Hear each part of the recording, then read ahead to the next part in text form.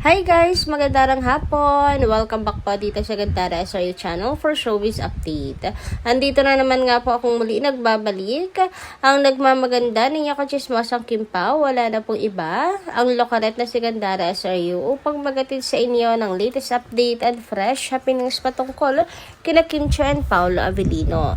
And para nga po sa hapong ito, ang tatalakayin natin at pag-uusapan na may kinalaman po mga ka-Kim Pao dito sa interview kay Kim Chiu patungkol po kay Paolo Avellino kung saan ay may mga sinagot nga po siyang mga katanungan na dahilan naman para maging emosyonal ang mga Kim Pao fans. Pero bago po ang lahat, sa mga hindi pa nakaka-subscribe sa ating channel, maaari lamang na pindutin po ninyo subscribe button natin at notification bell na riyan sa baba upang kayo ay maging updated po at ma-notify tuwing may bago tayong chika at balita hinggil sa Kim Pao.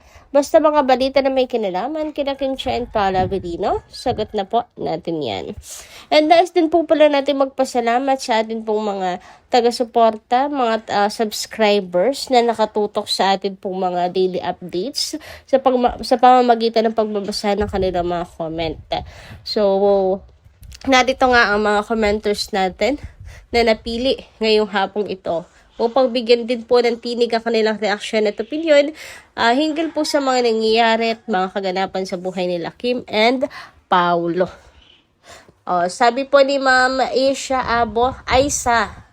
Abo sa Lambat, shoutout po't magandarang hapon. Hello Ma'am Gandara, salamat sa pagbasa ng aking comment. Sobrang saya ko lalo sa pagbabalita mo sa Kim Pao. Love you, Ma'am Gandara. At saka, huwag na po natin pansinin yung mga basher kasi wala silang magawa kundi magbati ko sa Kim Pao, lalo na kay Kimi. Kung ano yung blessed or magagawa ni Kimi, grabe sila magsalita. Kaya minsan nga, Ma'am Gandara, hindi ko mapigilan mapaluha kay Kimi. Kasi naaawa ako sa kanya sa dami ng nagbabatikos sa kanya na ganito, ganyan. Wala namang ginagawang masama kundi magtrabaho lang. Nagpapakapagod siya para sa family at syempre sa sarili niya. Tapos ibabash pa ng mga taong walang magawa sa buhay. Sa buhay. Bakit kaya Ma'am Gandara may mga taong ganun ang pag-iisip, imbis na mag-focus sa family or trabaho, or ano sila, bakit hangad pa din nila mangbash ng kapwa nila? Or baka inggit lang talaga sila sa mga blessings na natatanggap ni Kimi. Kaya gano'n na lang nila i-bash si Kim. Buti na lang itong si Kimi, napakabait. Napakabait ang kanyang puso. Kung ano-ano na sinasabi sa kanya, wala siyang laban or hindi pumapatol sa mga taong mali ang nakikita sa kanya. Focus talaga sa trabaho niya. Kasi alam niya, wala siyang makukuhang aral sa mga ganon. Mindset ng mga inggitera. Kaya Kimi, so proud ako kay Kim. Kaya God bless Kimi.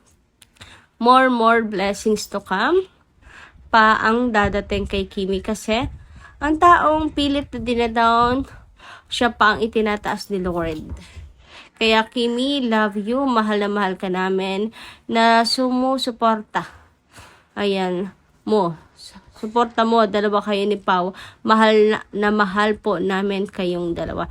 Thank you so much, Ma'am Aisa Abo sa Lambat sa inyong napakagandang komento. At ang masasabi ko nga lang, malabang po dahil yun sa inggit.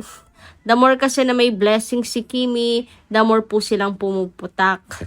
Katulad na nga lang po mga ka-Kim Pao nitong world tour nila. Di ba naglalabasan sila, tapos meron pong Metro Magazine si Kimi, tapos meron pa silang project ni Paolo Avellino together. Pero wag na po natin pag-usapan ng mga bashers. Ang pag-usapan natin ay ang mga blessings na dumarating sa buhay ni Kim. Grabe, sobrang nakaka-proud si Chinita Princess mga ka-Kim Pao. Sunod-sunod 'Di ba? Yung project after project, endorsement after endorsement, si Chinita Princess.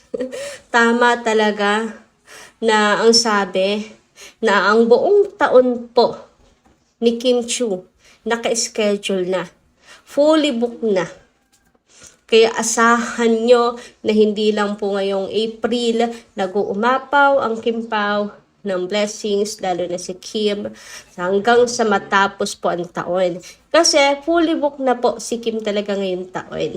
Huy, grabe sana all. Silang po ata yung artista na fully booked sa loob ng isang taon. 'Di ba? Yung iba kaya natetenga ng 7 months, tenga ng ilang buwan. Pero si Kim, hindi po natetenga ni isang araw man lang. Samantala, sabi naman po ni Miss Corazon Reyes, nasa Showtime siya nung nakaraan po. Paano bumigay ang katawan niya. Masipag lang talaga siya. Ayan. Sobra kasing sipag niya. Health is wealth. Pahinga din siya.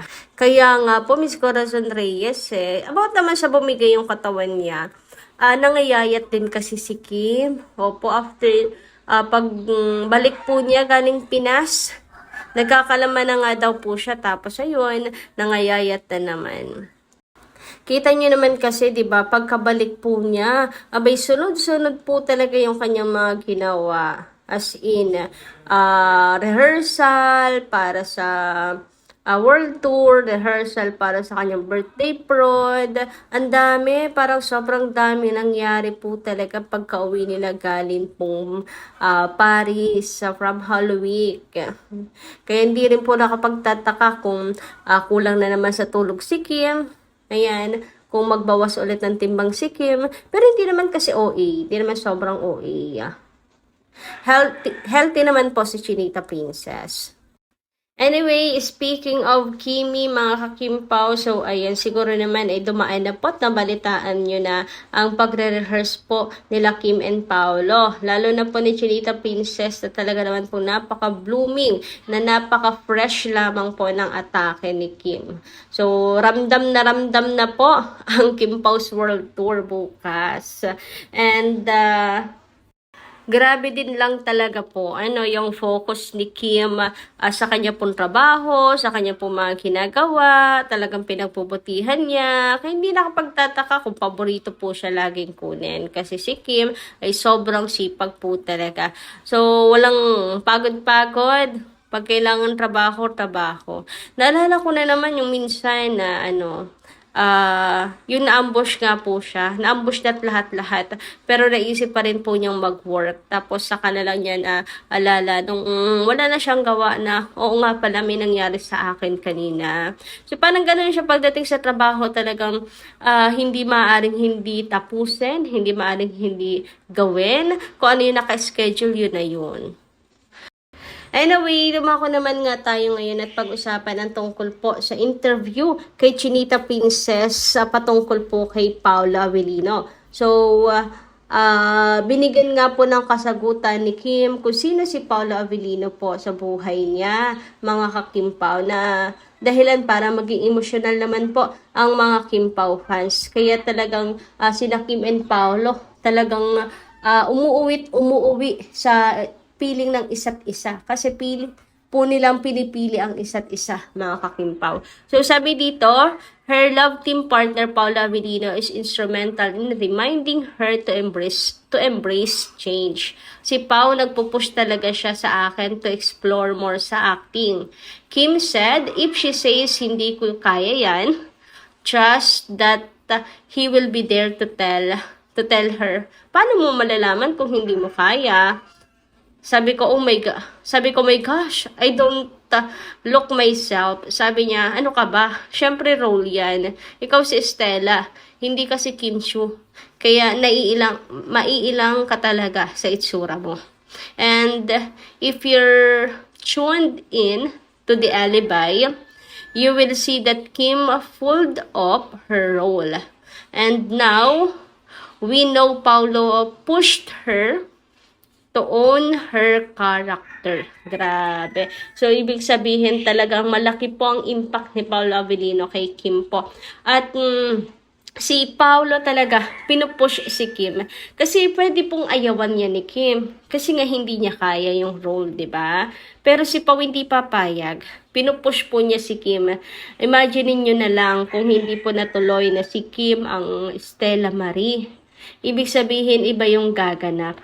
Kaya pinaglaban din talaga ni Paolo si Kim. Pinaglaban po niya si Chinita Princess. Kaya naman nauwi pa rin po sa kanilang dalawa.